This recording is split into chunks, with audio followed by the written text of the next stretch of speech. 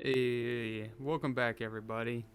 Today we got another video. This is artwork for Potato again, and this is Unbound, and what's it called? Unbound Worlds Apart is the name of the video game.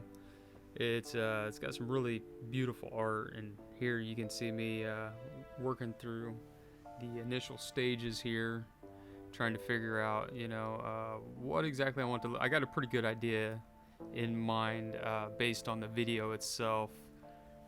Actually, just from a little comment made within the video about, like he was gonna do a big brain play and then just immediately died. The little guy, he just kept dying over and over and over and over again. And these types of games are like that, at least for some people. Other people are just gaming gods and they have no issues with it. But this is one in which there was many, many, many, many deaths. And this right here is just a play on a situation that happened during the video itself, during the actual gameplay. He thought he was going to pull a big brain play, but the little guy just couldn't handle it.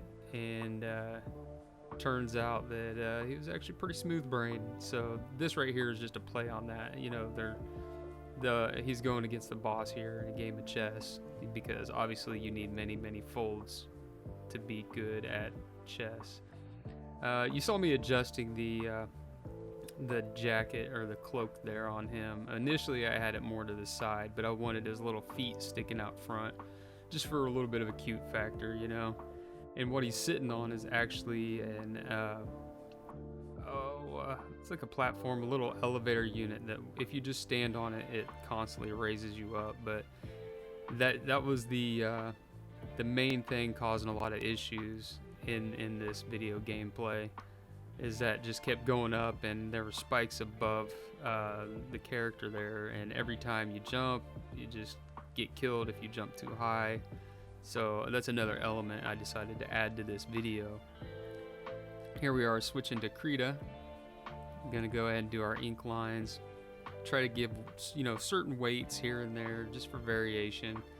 I tend to like to go with darker, thicker lines on the bottom, but on this brain here there was some ambient reflection, which you'll see eventually, that I wasn't real concerned about making it like thicker, heavier weights on the bottom. Just some variation for, some interest to the eye, just so things aren't all black and white and completely the same. I like to change things up. And here you'll notice that I actually change some design elements like on the fly as I'm going through.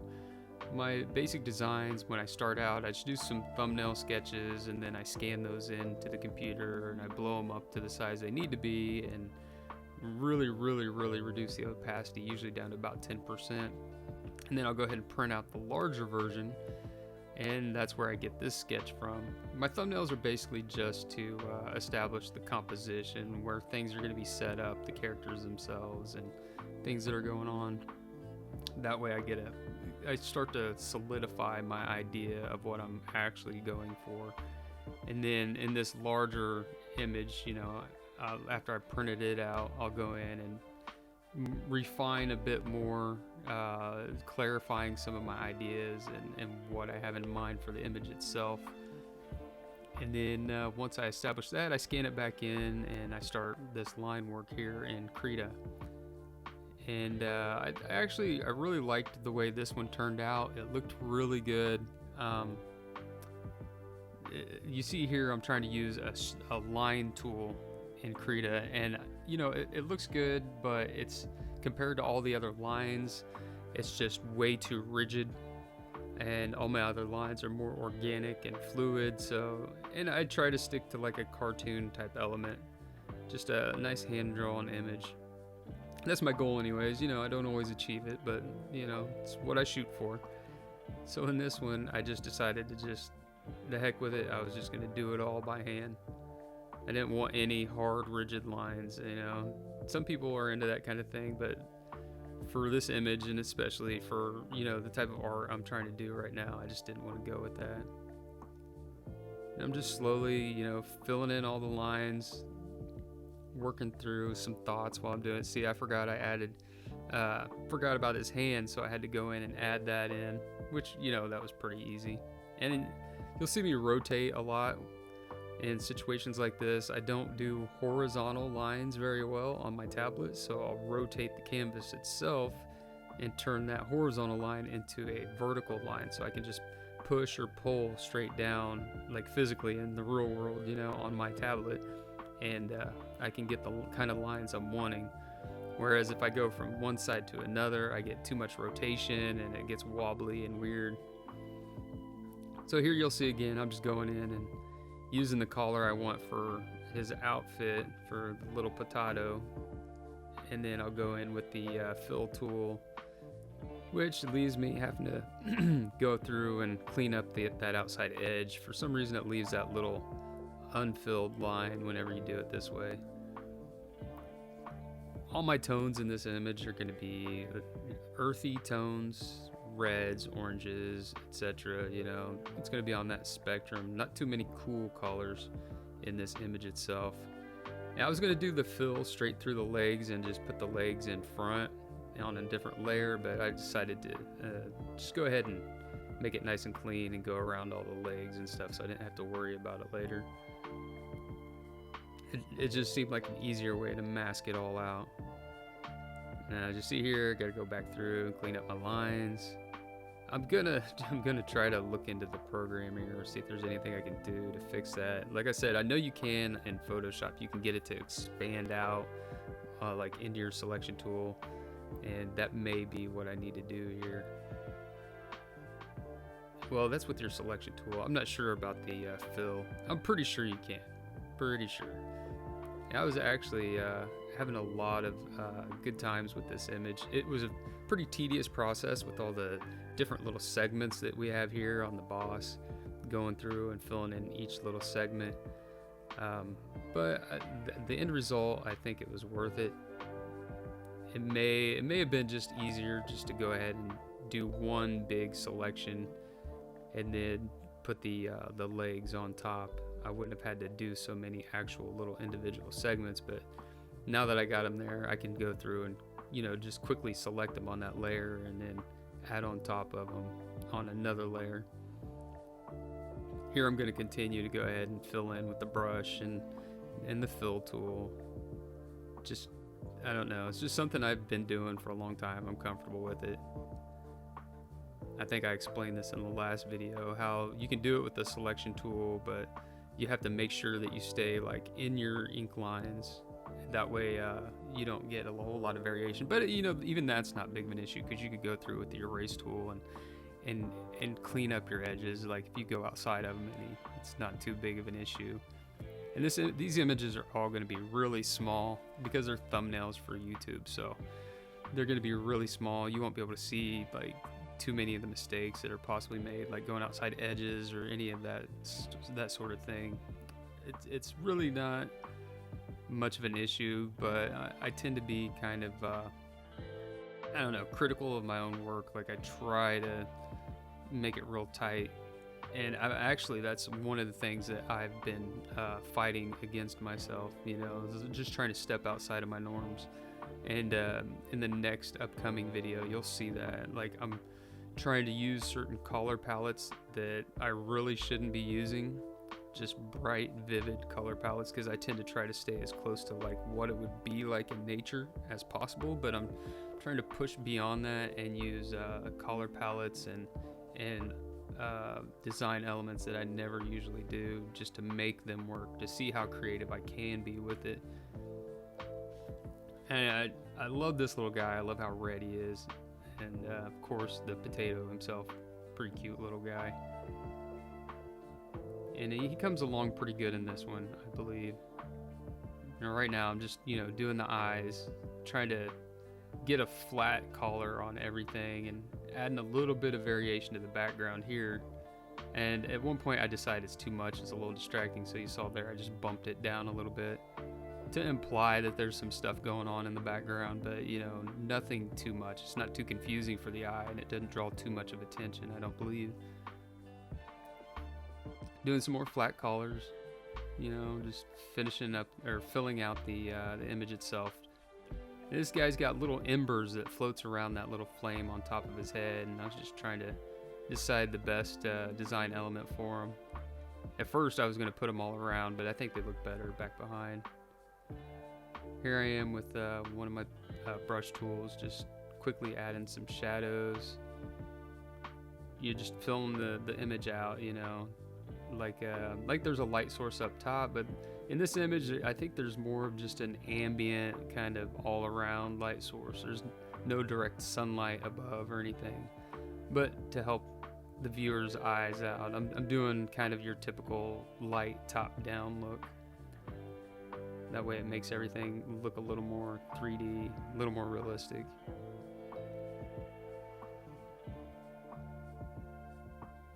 I definitely had a lot of fun with this image. You'll see I get into the details a little bit here just to make him look a little more fleshed out. I do some highlights and stuff towards the end, and I leave the face a bit sketchy like that because it's more of like a traditional art look, like if you're using colored pencils or something. Here I'm putting in some highlights up top, which makes the hat look a little more glossy than I actually want, but I liked the way it looked, so I stuck with it. And there you can tell I selected the whole image with the selection tool, and then I cut out other sections that I didn't want, which I could have just selected the section that I wanted to begin with, but I wasn't sure exactly how I was going to tackle this part of the image because there's going to be a lot of like bounced reflected light on the rest of the brain here, or monster. He kind of looks like a brain to me. I don't know if that's exactly what it's supposed to be, but you'll see me using the selection tool throughout this entire process. That way it just helps me to see down at the bottom. You can add that little reflected light. It's so much easier if you've already got it selected, if you're using your selection tool, that is. I think it just makes it so much more simple, and I'm just selecting from my collars up there. There's a bit more of a purplish collar that I wanted to apply over on the left hand side to kind of push it towards the back so you're not focusing too much on the edge of the image itself. A little bit of a cool collar just to kind of, it takes away the hot spot so your eye isn't as drawn to it as the rest of the image. But here we are, just working through each little segment. Like I said, it's a bit tedious with all the segments that I had in here. This was actually a really long video. I think it took me a total of, I don't know, about 2.5 hours to do this image. That's with the thumbnails and the sketching, and then putting it back into Krita, doing the digital artwork itself. I think it was probably about 2.5, 3 hours. Which, you know, I'm still trying to speed up and get a little faster. That's possibly a bit slow for an image like this. You know, I don't need to go super detailed or anything, so I could probably start speeding it up. But that comes with time. Like I said, I'm still learning this Krita program myself, and it's been a pretty good program so far. I have noticed I'm using a Windows computer, and sometimes Windows, their updates and stuff kind of mess up my process because it puts I think it's called Windows Pen and Ink. It tries to bump that to the foreground of the app itself, to where it's trying to use its how would I put this, its programming above my Intuos Wacom programming, which I had a heck of a time the other day on a different piece of artwork, and I was having some real issues with it. Especially, I am using an Intuos 4 here. That's a pretty old computer program, or that's a pretty old Intuos tablet. I don't know what the tablets are nowadays, but my Intuos is probably about 10 years old, somewhere around there, maybe a bit more. I think you'll see me go through here and add a little bit more. Yeah, I wanted to tone that down a bit and add a little bit more of the purplish kind of color, which I should have done, I think, on the one directly above there as well, but I ended up not doing that. And here I am just adding some detail work. I usually want to save details till last, but I wanted to see how this turned out. I wanted to make sure it was going to look okay. So just adding like some veins and stuff in the brain, or the monster. I think he's like a brain type monster, I don't know. It is definitely like his nerve thinking center, because during the fight, that's the part that you hit to cause the monster some harm. And then the legs kind of fold up around the brain as like the fight goes on. So here I'm adding a little bit of shadow where that chessboard is going to be, adding a little bit of shadow to the brain, or the monster. I know I keep saying that, but I'm not entirely sure what route we're going to go with. Here pretty soon we're going to go ahead and start tackling the legs. Now for the actual artwork itself, I did end up changing the background. I made it like a bright orange, because as a thumbnail, like it just all blended in too much together. I think I'll include that at the very end. I'll show like the change that I made, that it just added a little more clarity to the silhouettes. It made it stand out a bit better as a thumbnail itself. And here we are, just using the selection tool again and doing the shadowing for the eyes and stuff. I was trying to do a little bit of reflected color on the eyes, but you'll see here in just a second, I decided it wasn't working. It looked more like I just got outside my lines, you know, like a little kid. Yeah, like I didn't know how to color it in. So I just go back through and do some adjustments there. The legs here are going to start popping up soon. Adding some shadows to the brain, you know, so where he's leaning on his leg, you know, you can see that clear, a little more clearly, that he's putting pressure, you know, like you're doing when you're impatient and you're just kind of bored with something, you know. He's ready to just squish the little guy. I guess he's about tired of him. And the little guy, you can see him, he looks a little concerned. I'll add some more details at the end that make it a little more entertaining. We're just going through here trying to give him like a rough kind of exoskeleton hard look. I think he's more rocky in the game, but I took some definite liberties with the design elements here, just for simplicity. It's not a super detailed image, but I wanted to get somewhat close to it. At the end of the day, as an artist, you know, you just go with your interpretation of what you see, and especially for something like this, it's a thumbnail. You just want quick impact so it grabs people's attention, and then, you know, it's done its job. If it can do that much, it's done its job. Add more details. This is the fun part of every art, of every piece of art that I do. It's just the fun little details at the end. You see I made that darker down there at the bottom. It was drawing too much attention. It was too bright. I definitely didn't want people to focus on the bottom part of the painting itself, so I went ahead and darkened that up, and I'm just adding some little highlights to make it look more like a rocky, kind of cracked ground. Just a surface that they're fighting on. Doing a little more highlights, trying to separate the different segments, and you'll see I come through, make it darker. There you go.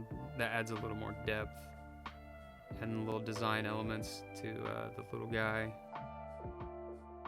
This part was fun. I liked doing this to make it look more like the actual little elevator pad that he used in the game. It's a little rocky, green rocky pad. And we're finishing up here with the chessboard. I'm gonna go ahead and include that image here at the end, the actual final thumbnail. And if you guys are enjoying any of these, I would appreciate, you know, like, definitely comment. I'll be doing more of these. I hope that you guys can learn something. I'll try to get more detailed on the education part of this, but if you guys have any questions or anything, just let me know, and hit that subscribe button if you enjoy what I do. But at the end of the day, I love doing this kind of stuff, and I hope that you guys enjoy it, and I'll continue to do it. You know, I'm just trying to get some more people to view it and see what they think. So everybody have a fantastic day. Take care. Bye-bye.